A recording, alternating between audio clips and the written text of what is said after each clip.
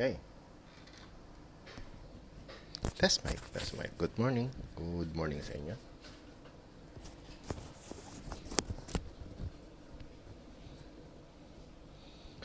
Magandang umaga. Yan. Hi. Shoutout po dun sa mga nag-share kahapon ng ating live, ng vlog natin kahapon. Magandang umaga po sa inyong lahat ngayon. Ito po ang ating Module 17.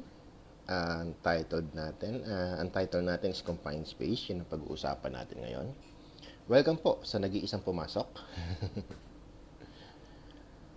Ano ba? Mag-comment ka naman dyan para makita natin kung sino at mag-greet natin, ma-shoutout natin, no? So, sino ba itong pumasok po? Shoutout sa inyo. Shoutout sa inyong mga pumapasok. Dalawa na po ang ating viewer ngayon. Comment kayo para, di ba? Tatlo na sila, di ba?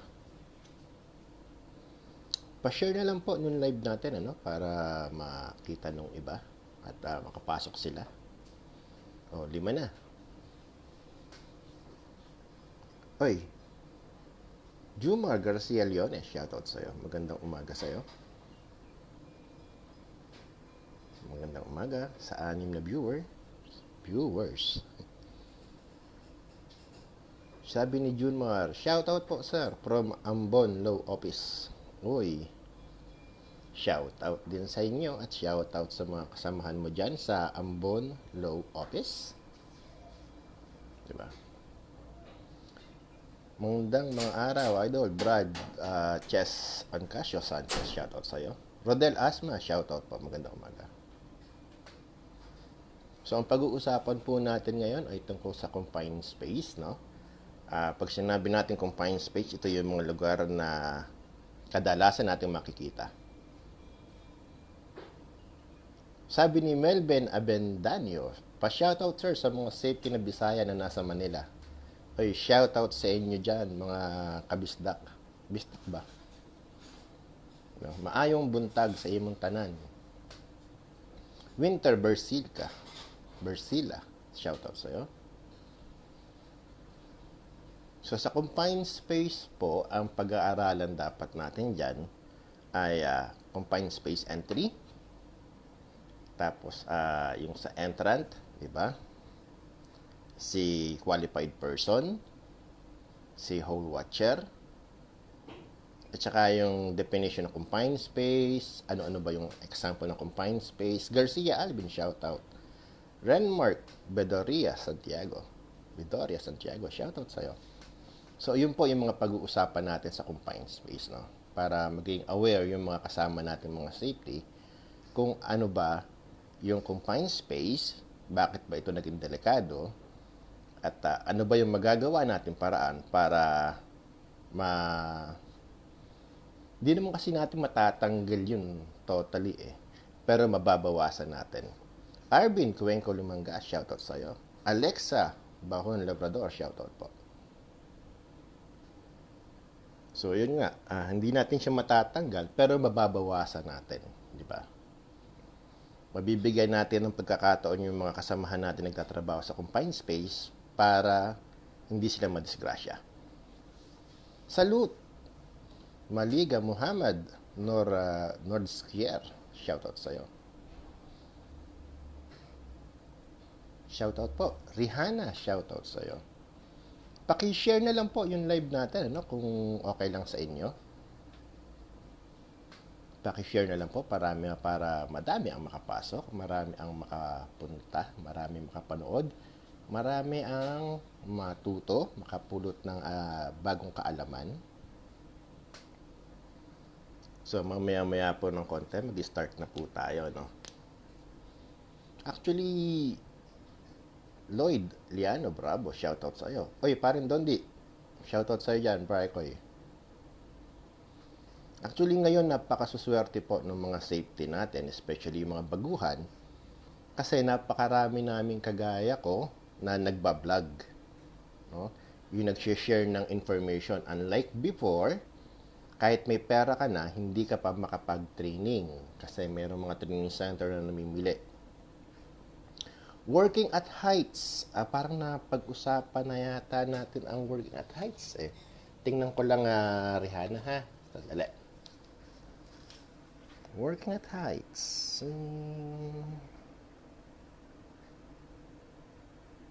Oo nga, napagdaanan na natin yun. Module 10 siya. May shoutout daw, sabi ni Chris Casillan Martinez from Jasip, Jeddah. Yung Rihanna, na pag-usapan na natin yung sa Working at Heights, yun yung fall protection. Pinag-usapan natin siya last couple of months yata. Module 10 kasi siya dito sa ating OSHA Pero huwag kang mag-alala, makikita mo naman yan sa natin sa YouTube natin. Nandun naman lahat ng mga videos na ginagawa natin. Nasa YouTube siya. So punta ka lang sa YouTube tapos ayun. Oy, salamat pare ko. Salamat sa pakikinig, ha?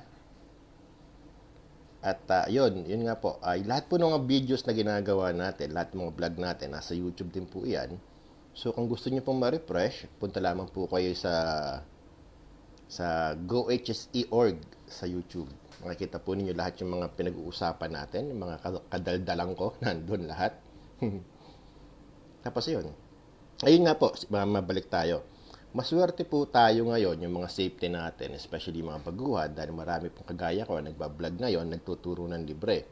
Unlike before, may pera ka na, pero wala pa rin gusto tumanggap sa'yo para mag-training kasi meron silang qualifications dati na kailangan college graduate ka at engineering pa, di ba? So ngayon napakarami, talagang pupunta mo sa YouTube, kita mo na kaagad, matututo ka na kaagad. Samantalahin po natin, Sir Don Kiang Blanca, shoutout po sa'yo, shoutout po sa PSSP ng UAE and Qatar. Magandang umaga po sa inyong lahat. Yun ang sinasabi natin na samantalahin natin yung mga benepisyo na meron tayo ngayon kasi libre naman natin itong nakukuha. Unlike before, kailangan pa natin magbayad. Diba? So, na din yan, once na kayo ay nagpunta sa mga YouTube channel ng mga kapwa nating mga vloggers, mga content creators, natututo na kayo, nakatutulong pa po kayo para lumaki yung channel. Diba?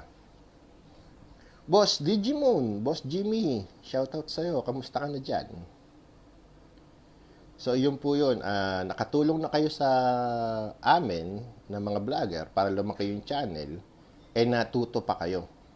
Yun yung kagandahan nun. Tapos, di ba, nakatipid pa kayo. So, yun po yung gano'n lang ba naman yung nasa opisina ka o nasa trabaho ka, may wifi naman, di ba? Or data, di ba? Mag-subscribe ka ng 1GB, 2GB, 3GB, ganyan, di ba? So, natulungan mo na kami, natulungan ka namin, mas happy lahat, di ba? Napakarami pong mga nagbablog ngayon, kagaya ni pinsan na Jeffrey Escalona, di ba? Si Ka-Safety, di ba? Tapos kay kabayan ng Rico, sa Tatak Rico, di ba? So yun po, yung mga kagaya natin na yan. Tapos yung sa atin nga po, search nyo lang po sa YouTube, GoHSE.org, or search mo lang yung pangalan ko, Renante Castello, lalabas na po yan. So, yun po. Maya-mayang konting-konti na lang at mag-start na po tayo para sa confined space entry natin. Diba? Module 17, 18, 19, 20, 21, 22. Tapos niyan, 5 module na lang. Tapos na tayo sa OSHA Construction.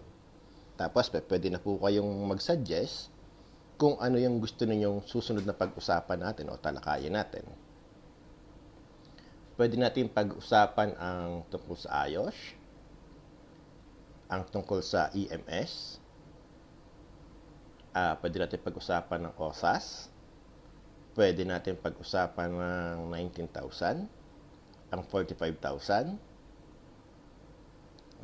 Wag lang ang IMS kasi masyadong masalimuot ang IMS, kompleto recadis na kasi siya, di ba? Integrated Management System para sa mga auditors.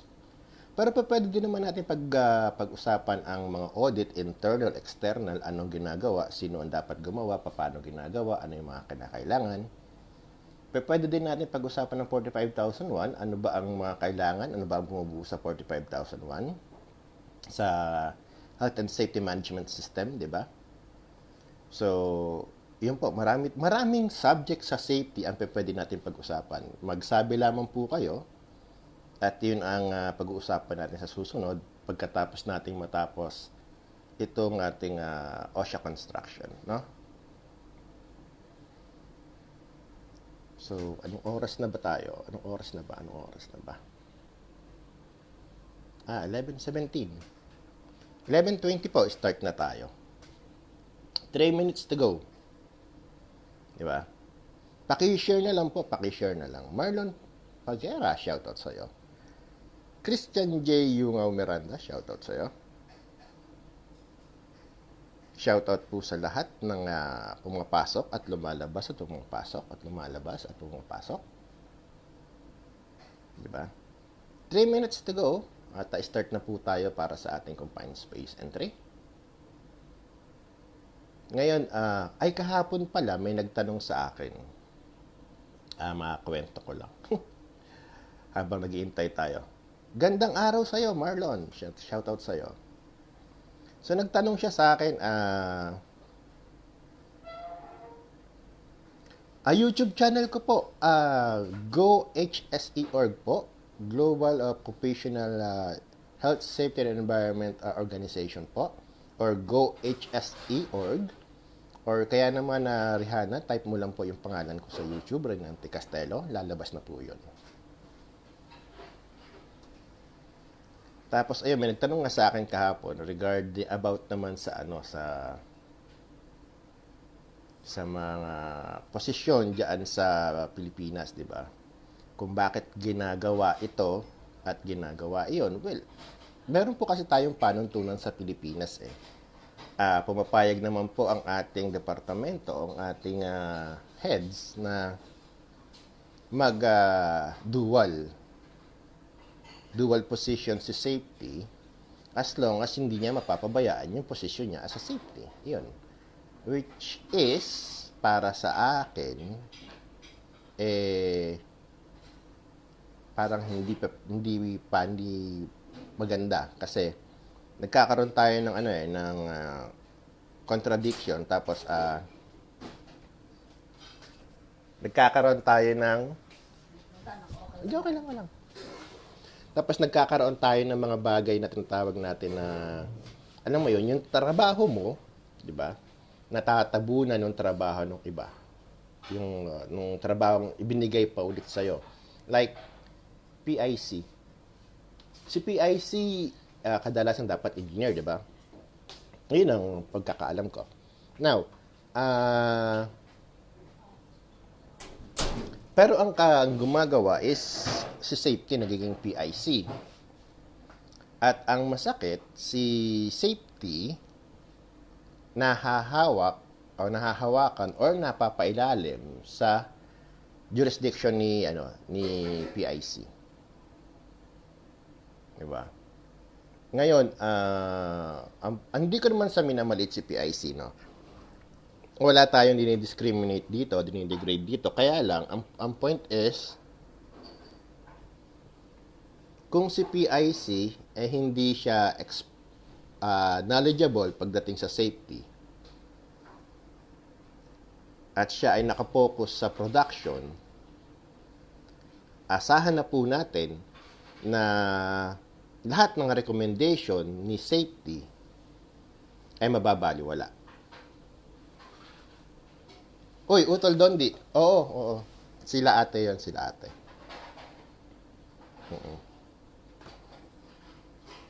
ate yon. Yun yung mga kasamahan ko dito, yung mga kumupkup sa akin dito sa Abu Dhabi. Tapos, ayun nga, bali, tawag dito, ang problema nga kasi, di ba, ikaw, meron kang gustong ipatupad sa site mo para ma-prevent yung aksidente. Ang problema, si PIC, which is yun yung naka-in-charge sa'yo, na sinabi ni PN, ni PM na, oh, under ka kay PIC.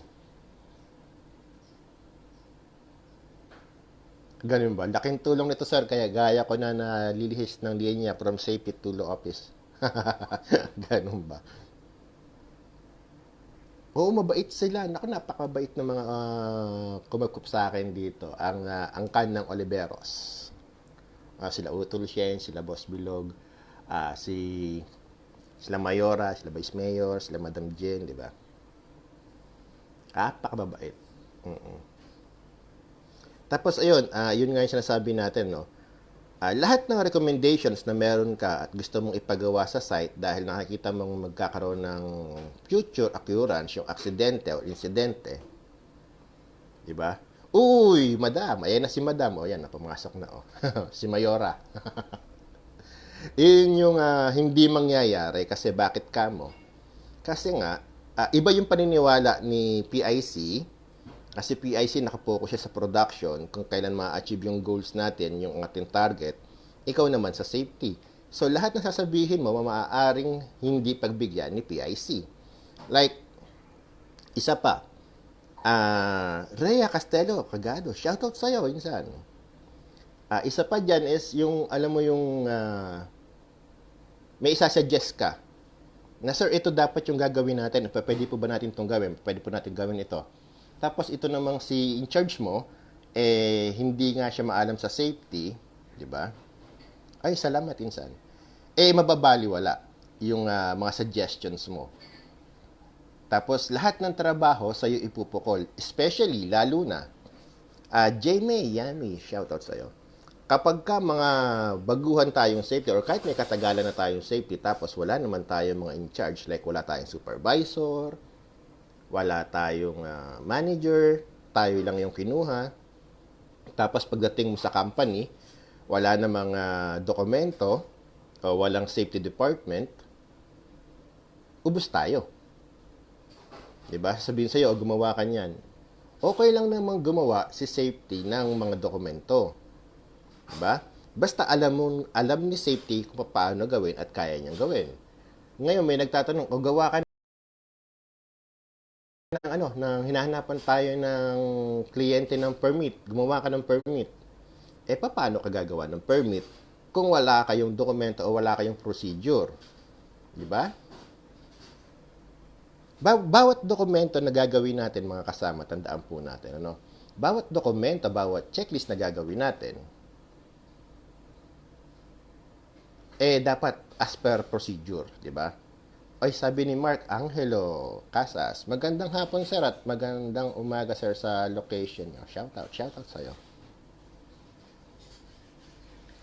Kasi hindi pa pwede na sinabi ni PIC na kinahanapan tayo ng permit, ikaw naman dahil gusto mong mag-comply, kumuha ka sa internet, nagbukas ka ng Google, nag-copy-paste ka, nirevise mo, pinalitan mo yung pangalan, tapos pinrint mo, pina-implement mo, okay na. Hindi po pwede yan. Kasi once na may nangyari, tatanungin yan, bakit nagkaroon ng aksidente? May permit ba kayo? Meron, sir. Asan yung permit ninyo? Ito po, sir. O saan nanggaling na procedure to? Diba? Sino nag-approve nito? Wala kang maipakitang procedure, wala kang maipakitang, kunyari, may permit system ba kayo? Wala. Bakit? Paano kayo nagkaroon ng permit? Wala pala kayong permit system. Hindi pala to approved ng manager nyo, hindi to approved ng company owner nyo. O di ibig sabihin, nagpapa-implement ka ng sarili mo. Diba? Magiging butas pa sa'yo yan. So, kaya sinasabi natin, bago tayo magpa-implement ng isang bagay, kailangan meron tayo mga sinusunod na panuntunan. Kailangan yung mga panuntunan natin na to, itong procedure natin na to, itong mga processes natin na to, aprobado ng management. Kat Rodriguez, Adi Ruiz, shoutout sa inyo, mabuhay po kayo. So, yun ang sinasabi natin para maiwasan natin yung maipit si safety. Kasi ang gusto lamang natin, magawa yung trabaho natin eh. Di ba? Yun lang ang gusto natin, magawa yung trabaho natin. Unfortunately, wishful thinking lang siya kasi, hindi talaga nangyayari. Or kadalasan hindi nangyayari. Bakit? Ang daming hindrance, ang daming harang eh. Kape. Bakit madaming harang? Kasi, hindi naman lahat, tawag dito, maalam sa proseso ng gawang pagligtas o ng pagkatrabaho ng ligtas, di ba? Hindi lahat merong safety culture sa kumpanya. O, hindi lahat ng kumpanya ay may safety culture. Good day sa'yo, Robin Castro. Utol, shoutout sa'yo. Di ba? Ngayon, if meron tayong matured safety culture doon sa company, yun nga yung sinasabi ko po sa inyo dati pa na if we have a matured safety culture in our company, yung safety officer, hindi na niya kailangan mag-ikot-ikot sa site. He or she will be an advisor na lang. Sa kanya na lang hihingin ng opinion ng advice yung mga tao sa site kung paano gagawin. May iwasan natin ang problema. Mohsen Khan, shout out. Kef halek habibi. Manante. Ana eji Abu Dhabi. Ayo henak al-in. Ay sige po, sigo mga kaibanaag, sigo. Salamat po. So yun ang sinasabi natin. So, lahat ng dokumento dapat meron tayo at lahat ng mga dokumento na meron tayo dapat aprobado na nakakataas. Yun nga, sabi ni Rodel Asma, sana all po, may ganoong culture. Iiyak ba ako sa sana all na yan? Yun, sana nga, di ba? Wishful thinking nga lang kasi sana meron. Kasi nga, pwede naman. Wala namang imposible. Pwede namang mangyari. Ang problema lang is implementation. Meron kasi tayong mga kasamang safety na hindi nila kayang ipaliwanag yung side nila. Right? Ngayon, good afternoon po, Madam Jamie Yami, di ba? So, yun ang nagiging yun ang nagiging problema. May gusto tayong sabihin, kaso kapag medyo kinausap na natin si PM or si manager or kung sino man yan, nauunahan tayo ng kaba. Or, hindi natin maipaliwanag yung ating gustong sabihin. Di ba? Kasi nga, nawawala na tayo sa focus, hindi tayo confident sa sasabihin natin o hindi tayo sigurado sa sasabihin natin. Hindi natin alam kung talagang tama ba o kung ano man, di ba? Kaya kapag kakaharap na natin tong si PM or kung sino man, sa halip na magsabi tayo ng opinion natin, nagiging bow na lang tayo ng bow. Yun ang masakit doon. Diba? Yun ang nagiging problema kung bakit si safety nagiging fire watcher na lang. Hindi pala fire watcher, fire extinguisher na lang. Ano yung fire extinguisher? Ito yung fire extinguisher natin, di ba? Yung mga gamit natin para matay sunog na kapag ipinuwesto mo sa isang sulok, nandun na lang. Nagiging figurine na lang tayo. Para nagiging figurine, i-hire tayong safety, o diyan ka. Paglagay siya diyan ka na lang. Parang ginawang gwardiya. Di ba? Pag may papasok na taga-dole, salubungin mo. Ubush. Ginawa tayong shock absorber kapag may problema sa site, si safety. Kapag may gustong sabihin si safety, hindi po pwede. Eto lang tayo. Patay. May nagtanong din sa akin kahapon regarding naman sa papaano mo ipa-implement yung safety kung taon na silang walang safety procedure, walang safety department, walang safety lahat. Ngayon lang sila kumuha ng safety kasi pandemic. Yun ang tanong doon. Paano nga ba? Kasi magiging challenge mo dyan, naghahanap ng signal kaya nakatayo lang. Oo nga, kasi killing spree. Tapos, you have slain a turtle. Ganun ba? sabi ni Utol Dondi. So, ang naging problema kasi natin, kapag ganyan ang mangyayari, ilang pong taon na yung kumpanya na walang safety culture, tapos bigla kang i-hire kasi bigla silang ni-require na magkaroon ng safety, tapos ikaw naman na gusto mong matuto, ikaw yung na-hire, gusto mong magpa-implement, ang problema, iniisip mo, taon na to, na ganito. Ngayon, magpapa-implement ako. Sasabihin sigurado, 100% sasabihin ng mga tao, bida-bida ka. Di ba? Kasi taon na yung mga yan na walang na harabas na magtrabaho, walang PPE, walang ganyan, tapos biglang pagdating mo, i-implement mo. Ang unang tanong po natin diyan, ano yung i-implement mo? Pwede ka namang magpa-implement ng safety safety rules, procedures. Pwede 'Di ba? Ang tanong lang, meron ba yung company na papasukan mo ng procedure, ng plan? 'Di ba? Ng policy. Kasi kung wala, nga. Wala kang maipapa-implement. Ano ipapa-implement mo? Wala nga sila Ngayon, challenging talaga yan dahil kung kakausapin mo si PM mo at sasabihin mo, sir, paano ba ang balak ninyo sa safety ng mga tao? As Islam po ba? Or magpapa-implement tayo ng safety procedure natin, ng plan natin, ng policy natin, etc. Pag pumayag itong si PM, napakahusay. Quality yung PM na yan. Kasi inaalala niya yung kaligtasan ng mga tao. Ngayon, ang magiging challenge mo naman dyan is yung pag-develop ng plan. Di ba? Mag-develop ka ng plan, ng procedure, as per doon sa trabaho, sa industry na meron kayo. Pag nagawa mo na yan, papa-approve mo na yan sa PM mo, at ipapa-approve mo sa DOLE. Once na na-approvehan na yan ni PM at ni DOLE, bumalik na sa'yo, edi ipa-implement mo na.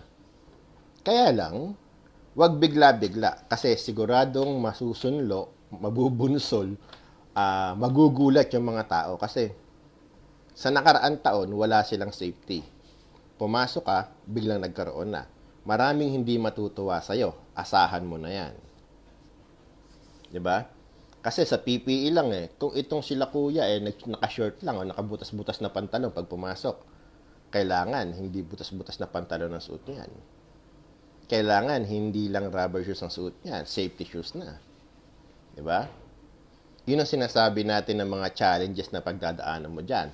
Tandaan natin ang sinasabi na BBS. Ano ba yung BBS? Ang BBS po ay Behavioral Based Safety. Yan po ang pinakamahirap na kalaban. Yung pag-uugali ng tao.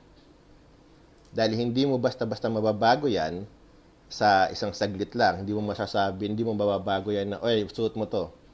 Kailangan araw-araw suot mo yan. Maaaring sa unang araw, gawin nila yan. Pero sa susunod na araw, makakalimutan na nila yan. Bakit? Kasi, nasanay sila. Diba? Namihasa na sila, nakasanayan na nila na ganito lang. Tapos biglang meron ng bago. Diba? Yun. So, lumagpas na tayo sa oras. Diretso na tayo sa confined space natin, no? So, confined space entry. Ano ba yung confined space? Confined space po, ito yung mga lugar na pinagtatabahuhan natin. Like, yung mga isa lang ang daanan, maiinit, masisikip, maluluwag na lugar na hindi naman pwedeng pagtagalan ng tao sa ng humigit sa 8 oras. Diba? So, ano ba yung mga malalaman natin sa aralin na to? So, malalaman po natin yung identity ng confined spaces, yung i-identify natin yung mga confined space. Uy, kapatid na Mary Rose Pagulayan Roque, shout out sa'yo. Shout out, ang muse ng Batangas. Kapatid, shout out, kamusta ka? Kamusta ang iyong business? Entrepreneur business ba? So, sa module po natin na to, no, pag-aaralan natin yung identification ng mga confined space, i-identify natin sila isa-isa. I-evaluate natin yung confined spaces at yung mga hazard na meron dito. mag-establish ng protection procedures to control the hazards, di ba? Ay, miss ko na rin kayo, kapatid. Pag uwi ko, pupunta ako dyan, makabarek, di ba? Tapos, magsiset tayo, pag-aaralan natin yung mga permit procedures bago magpunta, yung mga procedures bago pumasok sa loob ng confined space, ano ba yung mga kailangan. At i-identify din natin si rescue team, di ba? At i-identify din natin kung sino-sino yung mga grupo na bumubuo sa isang confined space entry team. Kasi ang pagkakaalam po ng iba, basta pag confined space, worker lang, hall watcher, ayos na. Pero hindi po yun lang doon. Hindi lang po doon nagtatapos yun. Now, balikan natin si confined space. Ano ba si confined space? For sure, lahat po tayo naka-experience na sa confined space, di ba? Or, karamihan sa atin, di ba? Naka-experience na kay confined space. Si Utol Meros, lagi ko nakakita na nagliligalig sa Facebook eh. Sabi nga, di baling maligalig ang mga taga Batangas. Basta totoo, di ba?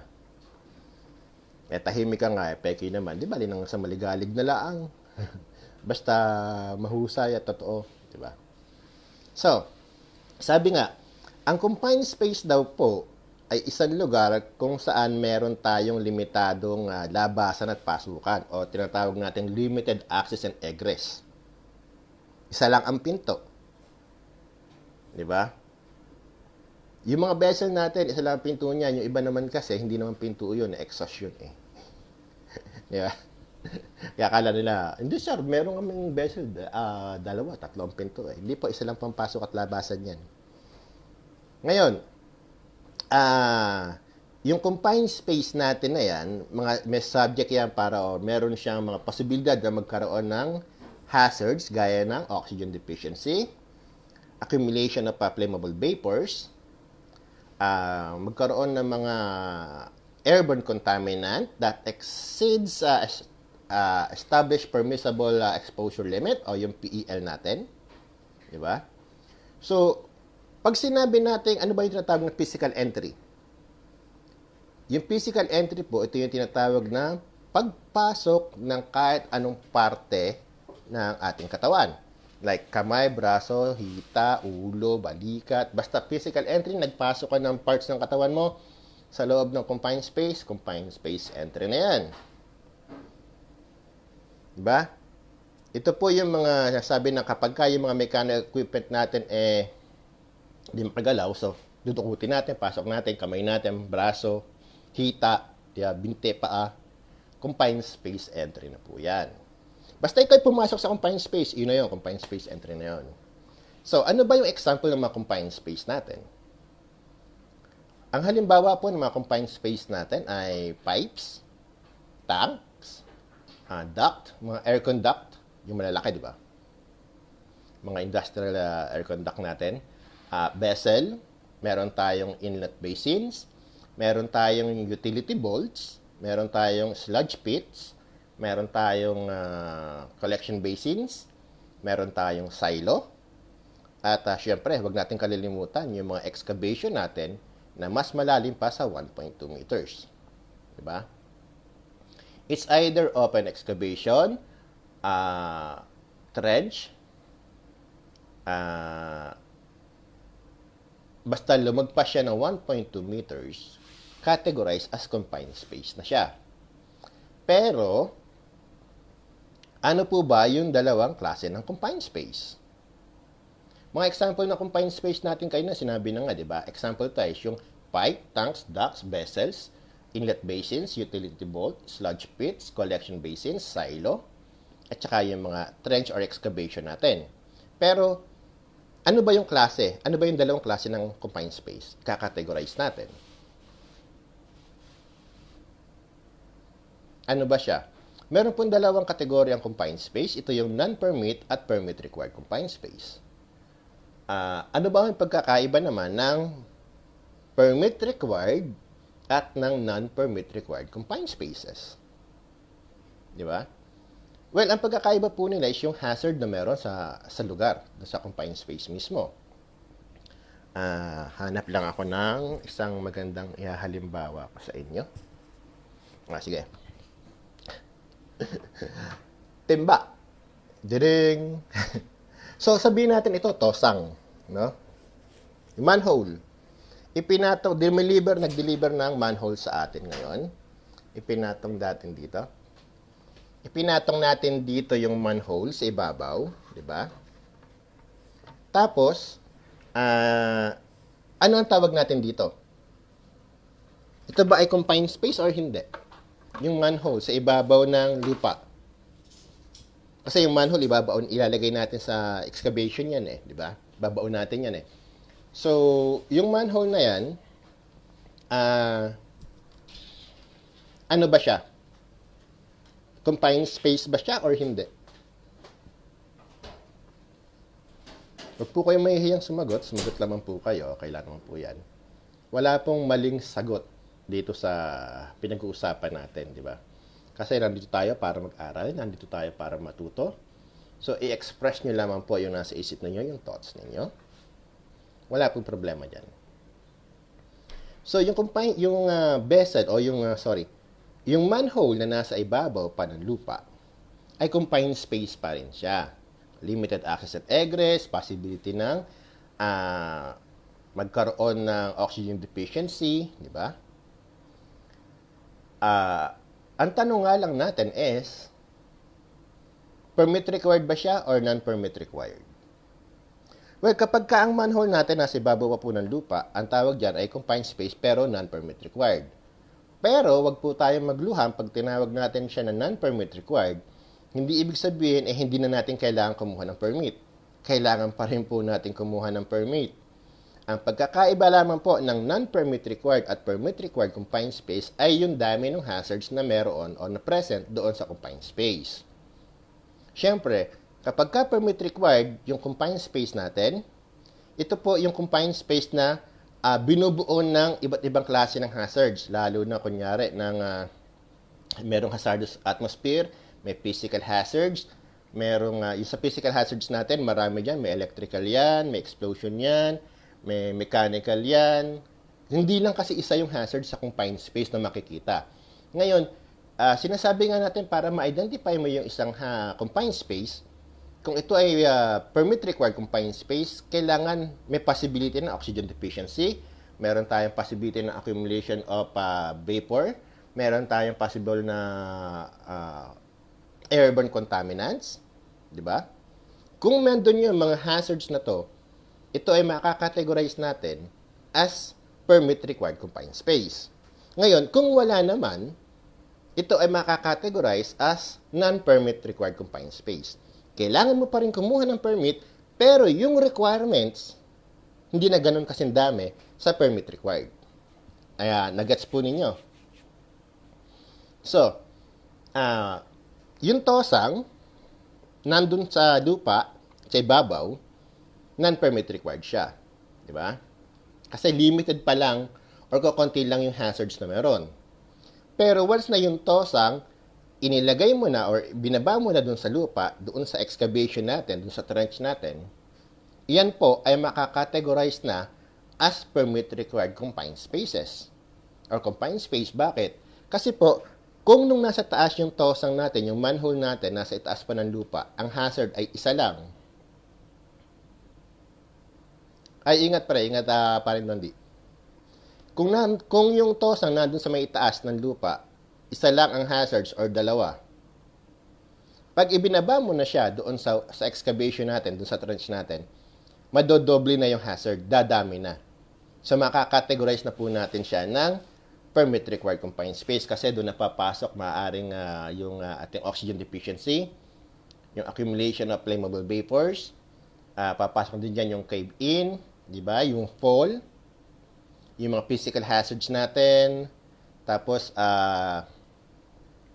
gaya halimbawa ng tawag dito, yung sa mga masisikip na lugar na dadaanan natin, di ba? So, yun po yung sinasabi natin. So, dalawa yung kategory natin sa confined space. Tandaan po natin, no? Permit required at non-permit required confined spaces. Tapos po, Gaya nga ng sabi natin, ang pagkakaiba lang naman ng permit required sa non-permit required ay yung mga hazard sa confined space o yung mga hazard dun sa lugar.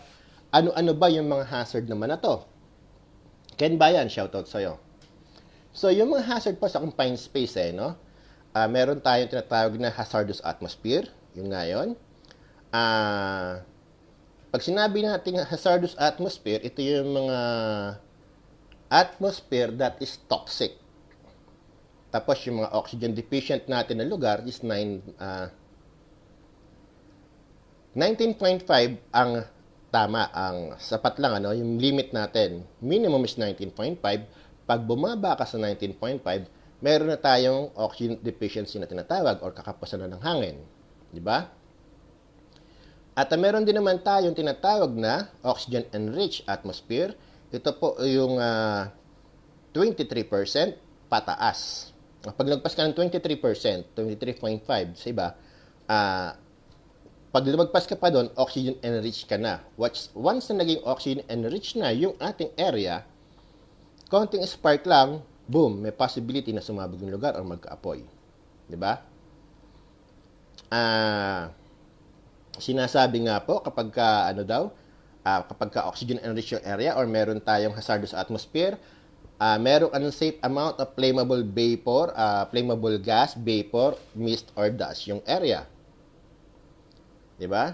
Tapos meron din tayo dyan tinatawag na isa pang hazard sa confined space, engulfment of materials. Pag engulfment of materials, ito po yung natabunan tayo, nalunod na tayo dun sa chemical o sa kung ano mang compound yung nandun na nakalagay dun sa confined space na yan. Diba? Like, sa Nawasa, diba, mga tosang-tosang manhole yan. Meron kang i-repair ngayon na isang bulb dyan sa loob ng manhole. Sabi natin, may crack or something. Nagpunta ka sa loob ng manhole na yan. Tapos, hindi na-provide ng Lotto yung mga switches, yung mga breakers natin. Nasa loob ka ng confined space, walang nakapag-inform sa kabilang grupo na nasa loob ka, biglang may nag-switch on, tapos biglang bumulwak yung maraming tubig, ano mangyayari sa'yo? Gaya nga po na sinabi ko, sa isang garapon, imagine mo yung garapon ay confined space, di ba? Pumasok ka sa garapon, tapos buhusan ng tubig, ano mangyayari sa'yo? Lunod, di ba? Yun yung sinasabi natin na engulfment of materials. Tapos meron din po tayong tinatawag na dangerous configurations or shapes.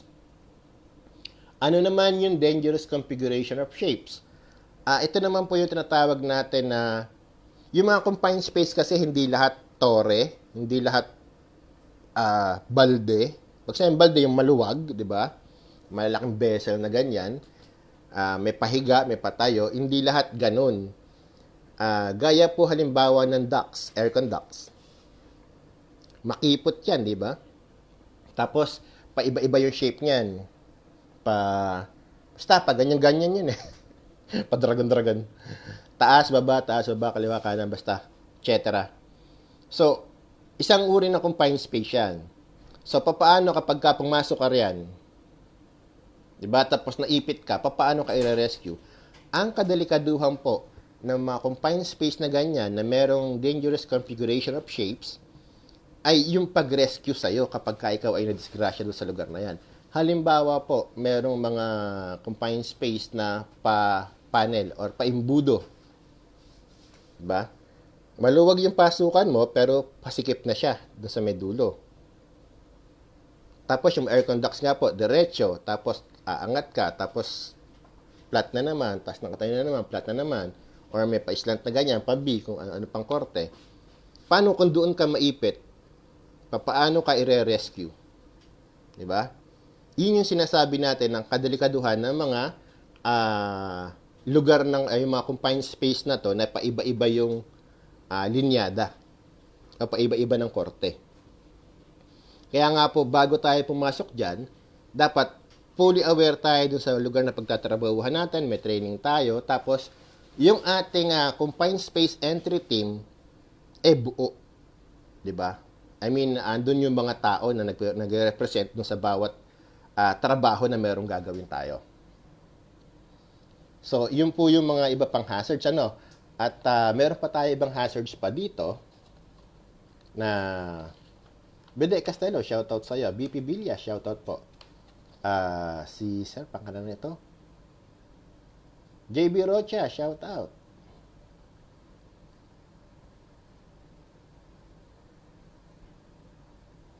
Ken Bayan, shoutout sa'yo. Serbes Lito, shoutout po. Shoutout po sa inyo. Uy, sabi niya, salamat daw. Sabi ni Akis John Molina, thank you sir sa pre-learning. Thank you rin po, welcome po. Michael Pilope, shoutout sa'yo. So, sinasabi natin, yung safe atmosphere, kung meron tayong hazardous atmosphere, ito yung lugar na, di ba, oxygen deficient nga, tapos oxygen enriched, tapos may mga poisonous gas, etc. Meron din tayong tinatawag na safe atmosphere. Itong safe atmosphere naman natin, kaya natin ito tinawag na safe atmosphere kasi it has been tested and proved to be non-hazardous. Ibig sabihin, safe para pagtrabahuhan ng tao. Di ba? So, meron din po tayong ibang hazard na tinatawag nating serious health hazards on confined spaces. Pag sinabi nating health hazards, andito naman po yung mga kasama na yung electrical hazards natin. Health at saka health and physical hazards to kasama na dito yung electrical natin, yung electrocution, number 1 yan. Tapos mechanical, extreme heat or extreme cold o yung tinatawag natin extreme temperature. Tapos lack of oxygen at saka yung fall. Pag sinabi nating electrocution sa confined space, paano tayo makukuryente sa confined space? Nasa loob na naman tayo. 'Di ba? Imagine mo nasa loob ka ng isang manhole, paano ka makukuryente? Well, pag tayo pumasok sa isang manhole, madilim syempre ito. Alan Sarmiento, shoutout sa'yo. Pag pumasok tayo sa lahat ng klase ng confined space, wala naman kasing ilaw na nakalagay dyan eh. 'Di ba? Magpo-provide tayo ng ilaw natin. At kung meron mang ilaw dyan, lahat yan, yung buong vessel na yan, isa-shutdown yan. So, technically, walang power yung loob niyan. Madilim. Pag walang power, syempre, paano ka makapagtatrabaho kung madilim yung lugar, di ba? Kung itong lugar natin na ito, wala ka halos makita. Or may makita ka man, pero poor visibility ka. Kasi may poor illumination. Ngayon, kung magtatrabaho tayo, kailangan natin maglagay ng ilaw. Pag naglagay tayo ng ilaw, maglalagay tayo. Ingat po. Bye-bye. Maglalagay tayo ng, ng mga outlets, ng mga ilaw natin, mga saksakan natin, di ba? So, kapag ganun ang gagawin natin, yung possibility ng electrocution, nandyan. Bakit? Yung mga wire na gagamitin natin sa installation, kung hindi i-check, maaaring may tastas, maaaring may punit, maaaring may mga nakalabas na strand ng wire, kuryente abutin natin. So, dapat bago tayo mag-install, dapat dyan, ini-inspect muna natin. Di ba? Tapos, dapat yan yung approve lang na power ang gagamitin natin. Ano ba yung approved na watts para sa confined space? Para sa mga ilaw natin. Tapos yung mga ilaw natin dapat blast-proof lighting to. 'Di ba? Ano ba yung mga approved na lakas ng kuryente na pwede natin gamitin sa confined space? Well, dati 220 pero pinagbawal na po 'yan kaya naging 110 na lang yung ina-approve natin. Pero yung 110 na approved na volts na 'yan, kailangan accompanied siya ng GFCI pa. No? Yung tatawag nating ground fault circuit interrupter, kailangan meron tayong ganoon doon sa mga outlet natin, doon sa breaker natin. Ay, pa-share na lang po. Pa-share na lang kung ano, pakisuyo na lang po. Pakisuyo po, pa-share na lang. Ayun, tapos, yun nga, no, di ba? Lalagay natin yung 110, tapos may GFCI pa, para sa mga saksakan yan, para sa mga power tools natin, para sa mga ilaw-ilaw natin, di ba? Kung maglalagay tayo ng blower, or electric pan, etc. Kailangan 110 yung source ng power natin with GFCI. Ngayon naman, kung ang gagamitin natin ay mga battery-operated hand tools or power tools na battery-operated, ano lang ba yung volts na kailangan natin gamitin? Huwag po kayo mahiya, sagot lang po. So, ang kailangan po natin dyan ay 24 volts. Diba?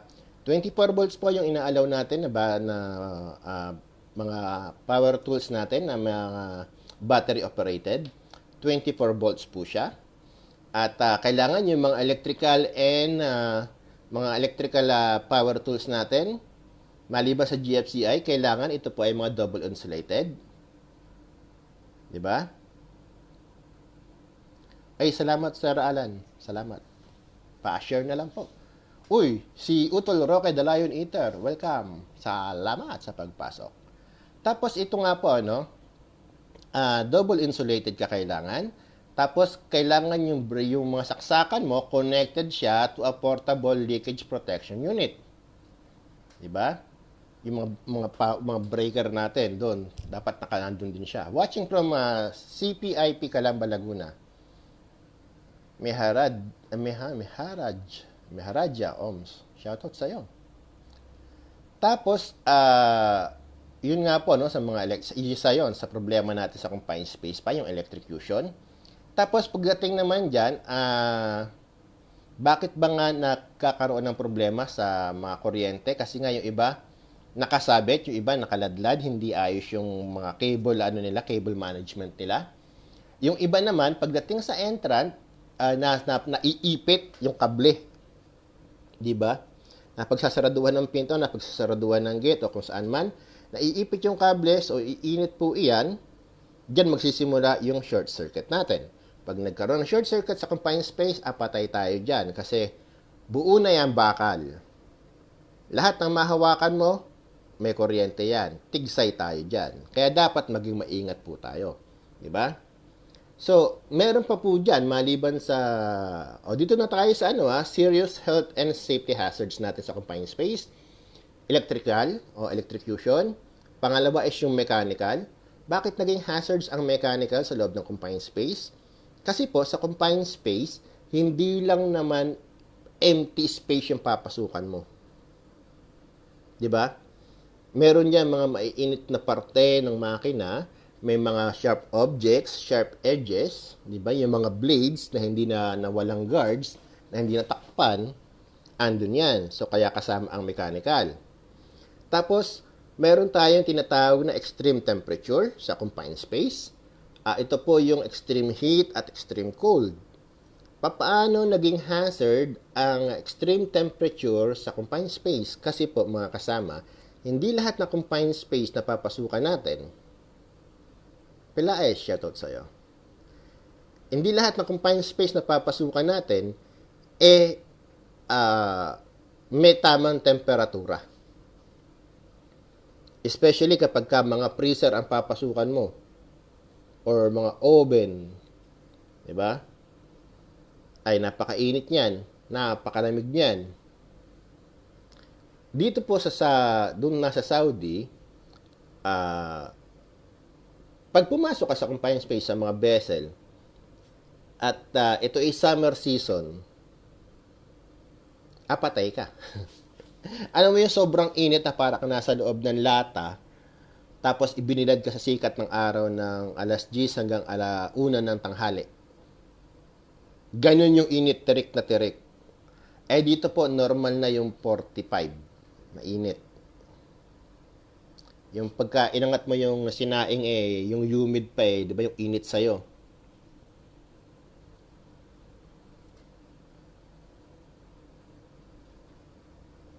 Ang sabi ni Alfonso, Sir, doon sa non-permittable permit sa confined space, ito ay patungkol sa gumagawa ng structural column kung saan sa loob sila ng column. Non-permittable permit, hindi ko maintindihan, sir, yung tanong. I-clarify, sir, yung tanong natin. Doon sa non-permittable permit sa confined space, ito ay patungkol sa gumagawa ng structural column kung saan nasa loob sila ng column. Medyo confused. Well, i-align mo, sir, yung tanong mo, tapos pilitin natin sagutin mamaya. Yan, tapusin lamang po natin itong sa mga hazards natin. Pero, I'll get back to you, sir. Sir Alfonso. So, ito nga yun, no? So, meron tayong sa electrical, meron tayong sa mechanical, meron tayong sa extreme temperature. Tapos, kasama pa din dyan dun sa ating health and physical and health hazard sa confined space, itong chemical exposure. Bakit kasama sa hazard yung chemical exposure? Kasi po mga kasama sa mga confined space natin. Diba? Hindi natin alam kung ano yung nakalagay dyan ng mga chemicals or kung chemicals ba o materials yan. Pero commonly, chemicals yung nandyan. Ngayon, kung hindi ka aware dun sa chemical na to, kung ang malakas yung tawag dito, malakas yung chemical na to, yung exposure natin delikado. Or kumbaga parang ma-absorb ng katawan natin yung moist ng chemical o yung vapor ng chemical, delikado sa katawan natin yon, di ba? Now,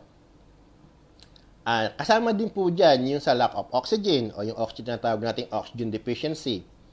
Pag sa oxygen deficiency, ano po ba yung mga mararanasan natin dyan? Pwede tayo makaranas ng pagkakapos sa paghinga, pagkalito, yun nga, pagkalito yung task coordination problem, panlalata o panghihina, tapos pagsakit ng ulo at saka yung pagsusuka. Bakit? Kasi kinakapos na po tayo ng hangin or kulang na yung hangin dun sa loob ng confined space, kaya nahihirapan na tayong huminga, di ba? Tapos kasama din po dyan mga kasama sa mga hazards sa confined space yung tinatawag natin na fall. Now, bakit kasama sa hazard yung fall? Kasi hindi po lahat ng papasukan natin ay diretso lang. Kadalasan pong access sa mga confined space ay manhole, di ba? Ground, pababa, akyat ka, bababa ka sa hagdan sa mga ladder natin na naka-install na doon sa confined space. Ngayon, hindi naman araw-araw may bisita itong confined space natin. At hindi tayo sigurado kung itong mga monkey ladder na to o itong mga hagdan na to, buo pa ba?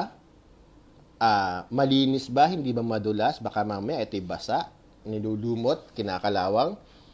So, andyan po yung possibility na fall, malaglag yung taong gumagamit o nakasampa sa hagdan. At hindi lamang yan, pwede malaglag yung mga gamit na bit-bit ng tao kung sunod-sunod yung gumagamit ng hagdan, di ba? Ilan ba yung klase ng fall na, ilan ba yung items ng fall na pwede malaglag? Yung tao at yung materyales. Di ba? Ayun na po, magsasala na sila.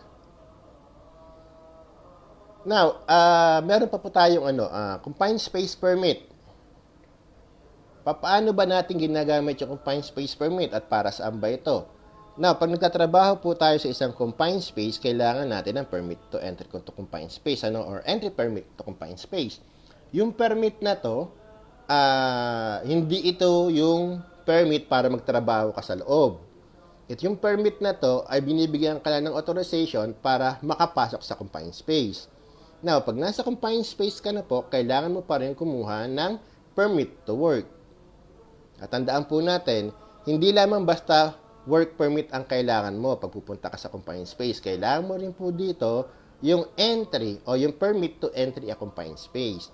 Doon sa permit to entry to confined space naman po natin na to, may sarili po siyang list na dapat i-comply. Like yung testing natin sa gas test natin, di ba? Lahat ba ng hazard dito ay na-solve na natin or nag-comply na ba tayo sa requirements? Di ba? Ano ba yung laman ng confined space permit natin o yung permit to entry a confined space natin? So, ang laman po nito is confined space entry permit is used to record all tests and checks. It's also indicate if the confined space has been cleared for entry at sino-sino yung mga tao na nandito. So, sa pag-comply po natin dyan, kailangan hahanapin yan, meron ba tayong hall watcher? Diba? Meron ba tayong, may training ba yung mga tao natin? Meron ba tayong mga tools or equipment na allowed lang para sa confined space? Diba? Ano ba yung mga tools natin na ginagamit sa confined space? Tayo po, ina-allow lang natin na gamitin nila sa confined space is yung mga non-spark producing materials. Ano ba yung mga non-spark producing tools natin o yung materials natin? Ito po yung mga brass hammer, yung mga tanso, yung rubber mallet, yung plastic na martilyo, yan, yung mga ginagamit natin pampukpok, iyan po yung ina-allow natin na gamitin nila dyan sa confined space para po wala ano yung spark. Kasi ang oxygen deficient natin, okay, makikita natin, mararamdaman natin. Pero yung mga poisonous gas na nandiyan sa loob ng confined space natin, lalo na kapag nasa taas o nasa baba, hindi natin ma-check yan, lalo na kung wala tayong yung detector. Ngayon, kailangan natin yon, di ba? Para malaman. Ngayon, kapag itong ating confined space ay lumampas na sa PEL natin, konting spark, boom. Oxygen enriched area natin, konting spark, boom pa rin tayo, di ba? So, ano-ano ba yung mga dapat natin ginagawa sa loob ng confined space? Bago tayo pumasok, check natin muna yung ating yung hangin na meron tayo doon, di ba? Itetest natin siya, gas testing tayo. I-identify natin yung mga hazards, tapos gawa tayo ng corrective measures, action plan, or corrective correction doon sa mga hazards na meron. Correct natin siya. Tapos kukuha tayo ng mga permit natin, di ba? Tapos, pag okay na po ito lahat, na-check na natin na kung na-comply na natin, meron na tayong entrant, may attendant, meron na tayong mga requirements para sa air blowing natin. Tapos, meron na tayong permit na comply na lahat. Yung, kumbaga, totally kompleto na siya, na-approve ng kliyente natin yung ating permit, may work permit na rin tayo, may mga training din naman yung mga tao natin, papasok na tayo sa confined space para magtrabaho. Diba? Ngayon, sino-sino ba yung sinasabi natin na confined space entry team? Ngayon, ang confined space entry team po natin na tinatawag ay binubuo ni qualified person. Si qualified person, tapos si confined space attendant o si hall watcher natin, tapos si confined space entrant, si entry supervisor, at saka si emergency team. So, yun po yung bumubuo sa mga grupo natin para sa ating confined space entry. Ngayon, sino ba si qualified person? Ano ba yung dapat na alam niya? Ano ba yung dapat na training na meron siya? So, si qualified person po, ito ay isang empleyado na itinalaga ng kumpanya na meron itong training, experience, at knowledgeable po ito. At ito po ay binigyan din ng company ng authorization para magpa-stop ng trabaho kung kinakailangan. Like, si safety. Yan, tayo po yung tinatawag na qualified person. Ngayon, ano ba yung mga training na dapat meron si qualified person? Kailangan po si qualified person alam niyang mag-calibrate at mag-monitor ng mga equipment, especially itong gas detector natin. May training siya para sa hazard communication. May training siya para sa respiratory protection. May training siya para sa hazard recognition. Alam niya kung paano mag-contact ng emergency team.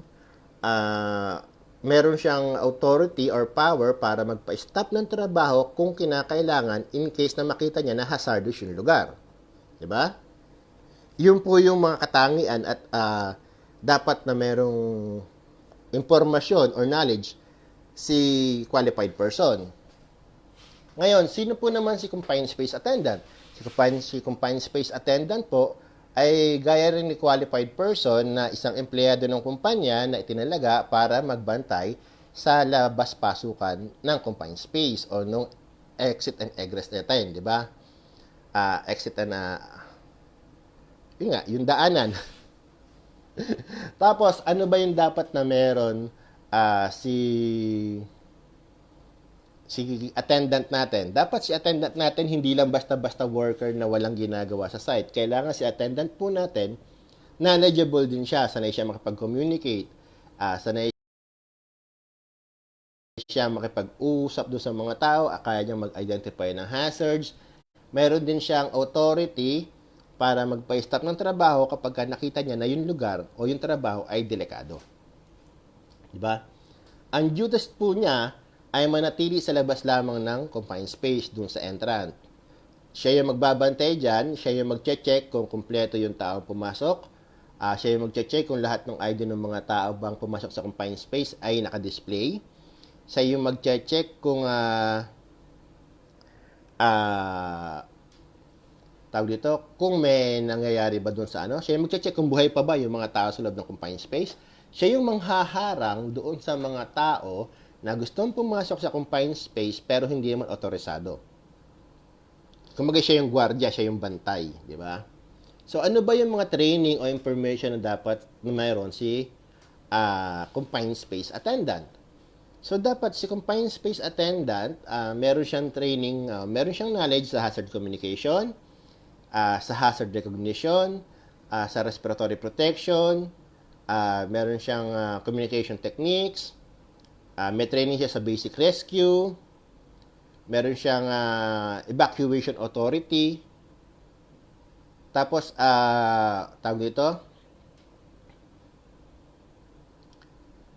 kailangan, sanay siya siyempre magbasa at sumulat, di ba?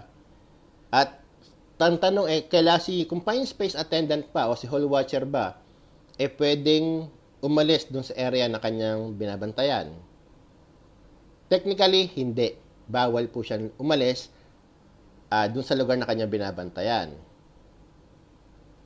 Pero, kunyari, kailangan niya magpunta ng CR, kailangan niyang mag-bathroom, kailangan niyang uminom ng tubig, pwede naman siyang umalis given na merong kapalit. Meron siyang kapalit na magbabantay dun sa gate o dun sa pinto. Ngayon, kung wala naman, kailangan palabasin niyo yung mga tao. Labas muna kayo dyan, kuha ako ng tubig natin, di ba? Pagkalabas ng mga tao, at saka siya aalis. Tapos pagbalik niya, tsaka pa lang uli magpapasukan yung mga tao. Bago magpasukan yung mga tao, di paglabas niya, di ba? Paglabas ng mga tao, papipirmahin niya yung lahat, naka-out.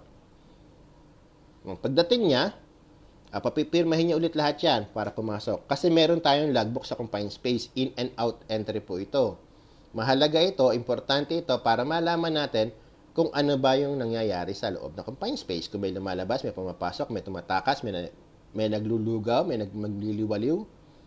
Importante po yan para in case of emergency, alam natin yung tao na nandoon at mabibilang natin kung lahat ba ay nakaligtas o meron ba tayong isang kasamahan na naiwan. Diba? So, alam na natin ngayon si qualified person. Alam na rin po natin itong si attendant. Si ano ba? Si entrant ba? Ano ba yung katangian na dapat meron si entrant? At sino ba si entrant? So, si entrant po, sila po yung mga manggagawa na papasok sa loob ng confined space. Michael Gondo, shoutout sa'yo. Trevor Cabang, per Tilo, shoutout sa'yo. So, ito pong si entrant, sila naman po yung mga workers na papasok sa loob ng confined space. At hindi po ko may training sila ng confined space entry, okay na gano'n na lang. Kailangan din po, i-evaluate natin yung mga workers natin. Kailangan, bukod sa confined space entry, meron din silang alam tungkol sa mga hazard sa confined space, kung paano pumasok sa confined space ng tama. Kailangan may training din sila kung paano mag-identify ng hazards. Kailangan alam nila yung information na nasa entry permit nila. Kailangan alam nila yung mga bagay na magiging delikado, magiging possible na delikado, at alam nila yung corrective actions din, or alam nila kung paano ito i-coordinate doon sa mga safety natin o doon sa tinatawag nating qualified personnel at sa entry supervisor. 'Di ba? Hindi po may training na yung tao, gano'n na lang, lalagyan natin ng sticker sa helmet, tapos okay na. Hindi po. Huwag po nating pamihasahin yung mga tao na gano'n lang. Kailangan, aware po sila. Tandaan natin mga kasama, no? Kapag ka ang ating mga tao sa kumpanya ay safety aware or may training sila ng iba't ibang klaseng pag-aaral tungkol sa safety, napakahayahay na lang po o magiging hayahay na lang ang buhay ni safety sa site. Kasi nga, kung yung mga tao natin alam na iligtas yung sarili nila, di ba? Alam na gawin ng tama yung trabaho, yung procedure, sinusunod talaga nila, yung process, sinusunod talaga nila, wala pong magiging problema sa safety sa site. Di ba? Ganun po yung kahalagahan nun. Kaya wag tayong maging madamot. Kung kinakailangan gumawa tayo ng training matrix natin para sa mga tao, gumawa po tayo. Ipa-approve natin to sa ating manager. Pag inaprubahan, i-implement natin. Di ba? Ang kagandahan niya, naligtas mo sila, naligtas ka din nila. Both ways di ba? Siya at ako at ikaw. Ganun lang yun. So, alam na natin si QP, si Qualified Personnel, si Safety yan. Si Hole Watcher, ito yung mga nagbabantay sa may entrant, exit ng ating access and egress natin dun sa confined space. Si Entrant, ito yung mga tao magtatrabaho sa loob ng confined space. Sino naman si Entry Supervisor? Ano yung duties and responsibilities ni Entry Supervisor? So, si Entry Supervisor po, like si foreman or si engineer natin, sila yung inatasan para masigurado na yung mga permit natin, yung requirements natin sa loob ng confined space ay na-comply. Sila din po yung maniniguro na yung mga tools, equipment natin sa loob ng confined space na kailangan ay na-provide. Sila din po yung magpa-follow up ng mga test natin kung ito ba ay nagawa o hindi. Technically, sila yung mga supervisor engineer natin sa site. Sila yung mga tinatawag natin na entry supervisor. Sila yung team lead, di ba? Sila yung leader ng grupo. Sila yung may patrabaho. Kumbaga. So, ano ba dapat yung information o yung mga knowledge na dapat na meron si entry supervisor? Dapat si entry supervisor familiar siya sa confined space at doon sa mga pwedeng mangyari. Kailangan may authority rin siya, may power din siya para magpa-stop ng trabaho kung kinakailangan. Kaya din niya mag-identify ng hazards. Alam din niya yung corrective actions. At fully aware siya dun sa trabaho na gagawin. Ayun. So, ayun na. Meron na tayong qualified person, may entrant na tayo, meron na tayong entry team, meron tayong si entry supervisor. Sino pa yung kulang sa grupo natin? Ang kulang na lang is si rescue and emergency team. So, sino ba si rescue and emergency team? Ito po yung mga tao na naatasan o trained sa pag-rescue, sa pagligtas dun sa mga tao na nagkaroon ng problema sa confined space, sa madalit salita. Diba?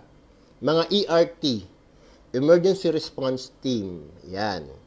Sila yung tinatawagan natin kung may emergency sa confined space, sila yung magliligtas, sila yung mga iba't iba ang training kasi ng mga ito depende sa klase ng delikado Kadalas niya may mga nagrarapel pa yan, may mga nagaano pa yan. Mga training yan sa CPR, sa first aid, etc. Basta sa pagdating sa pagsagip, ito pong Rescue and Emergency Team Services natin o yung ERT team, iyan po yung nakatalaga dyan. Ngayon, ano ba yung dapat na merong impormasyon na taglay itong ating ERT team? So, dapat itong ERT team natin, familiar sila sa confined space, sa bawat confined space na meron sa site natin. Diba? Para kapag merong i-rescue, hindi na sila malilito kung paano i-rescue to kasi alam na nila yung klase ng confined space, alam nila kung anong chemical yung nandun, alam nila kung saan chemical na expose yung tao, alam nila yung first aid na ibibigay nila, alam nila yung treatment na gagawin nila, alam nila yung paraan ng pag-rescue na gagawin nila, yung equipment na kailangan. So, dapat itong ating rescue team na to, familiar sa confined space, may training sila sa first aid and CPR, kailangan alam nila yung confined space procedure, napapractice nila to dapat regularly, o madalas nila pinapractice to, yung rescue and emergency services training natin. Tapos, kailangan alam din nila yung symptoms nung exposure ng tao. Ito ba na-expose sa chemical? Kung ito ay na-expose sa ganitong klaseng chemical, ano yung kanilang first aid treatment ibibigay dun sa tao? Di ba? So, yun po dapat yung alam ng mga rescue team natin sa ERT natin. So, ano ba yung mga equipment naman na ginagamit natin sa confined space? Commonly, ang ginagamit po natin yan, yung mga PPEs natin, no? Helmet, basic PPEs from head to toe. Pangalawa, communication devices.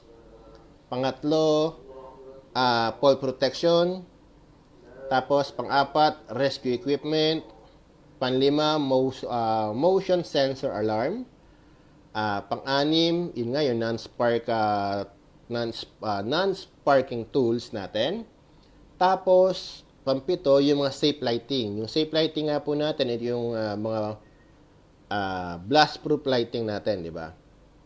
So, yun lamang po. Yun lamang po yung mga impormasyon na meron tayong ibibigay sa inyo tungkol sa confined space. Ngayon, kung may tanong po kayo, huwag kayong mahihiyang magsabi. Huwag kayong mahihiyang magtanong.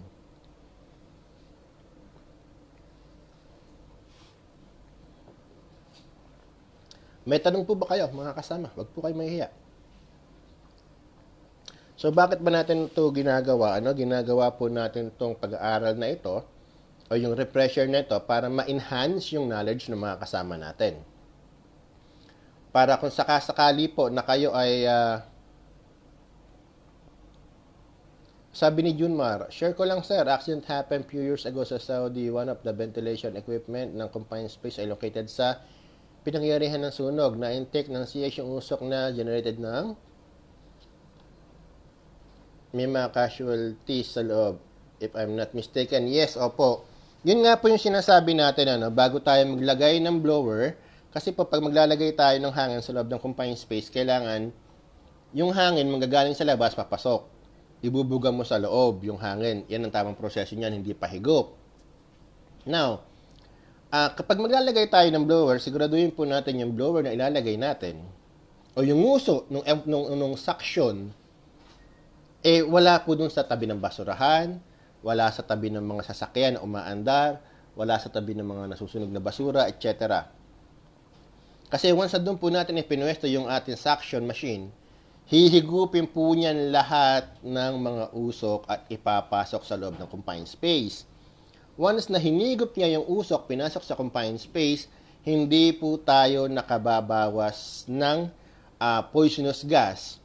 Anong toxic atmosphere natin sa loob ng confined space, tayo po ay nagdadagdag.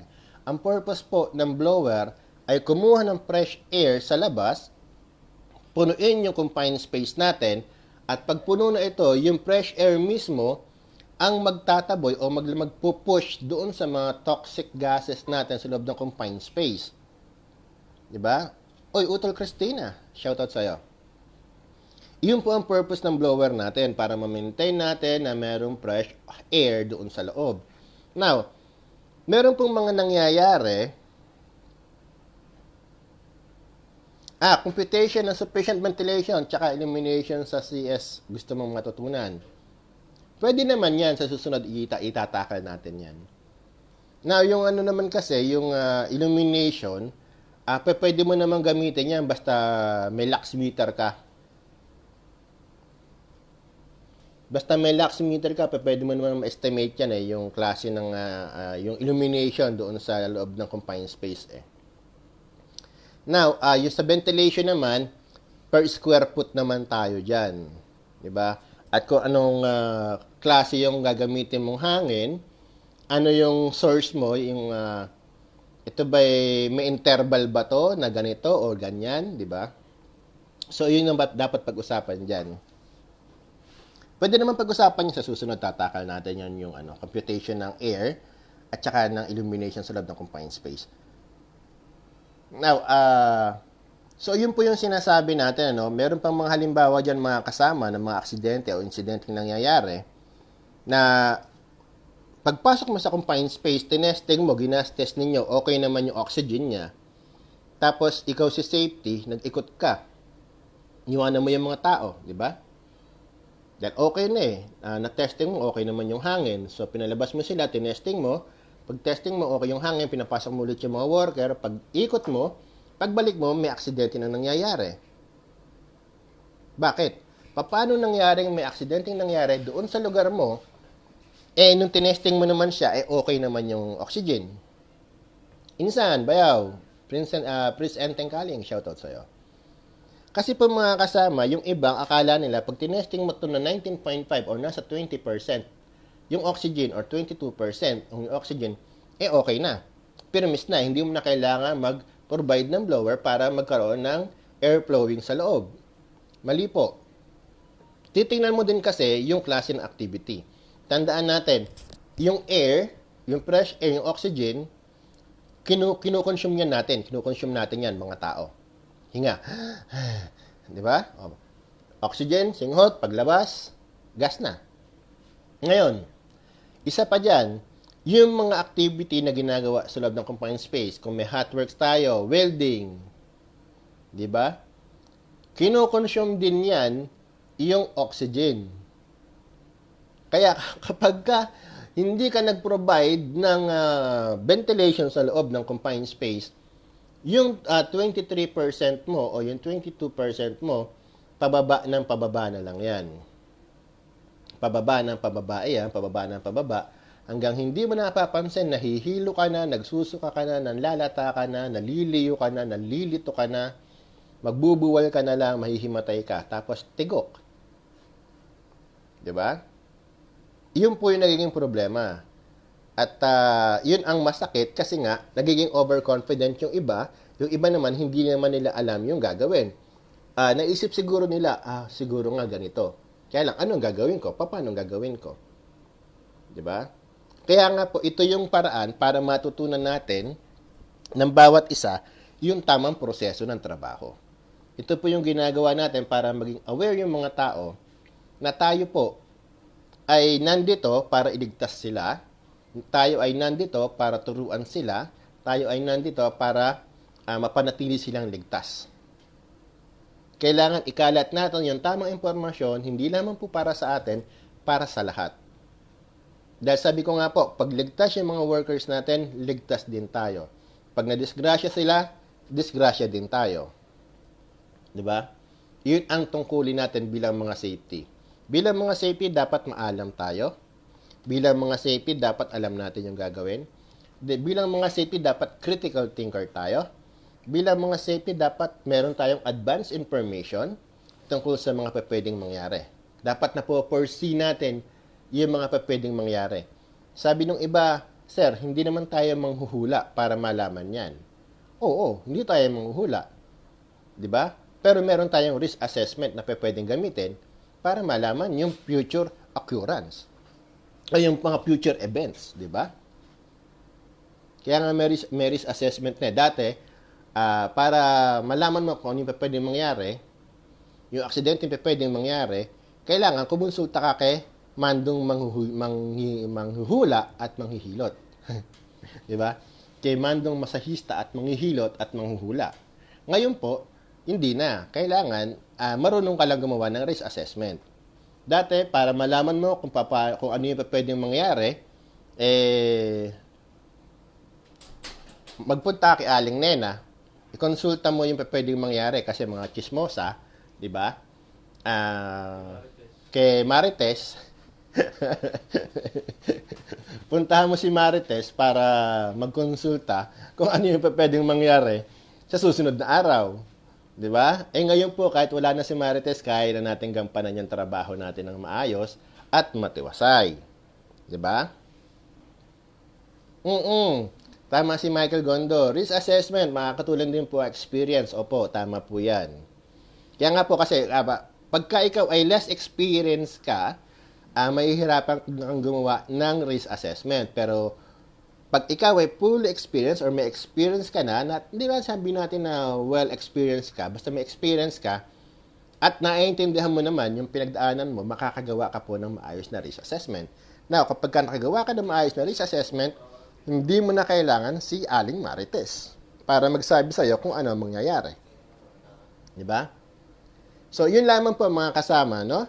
Sana po ay nakatulong ako sa inyo. Sana po ay meron ako naiambag sa inyo kahit konting kaalaman.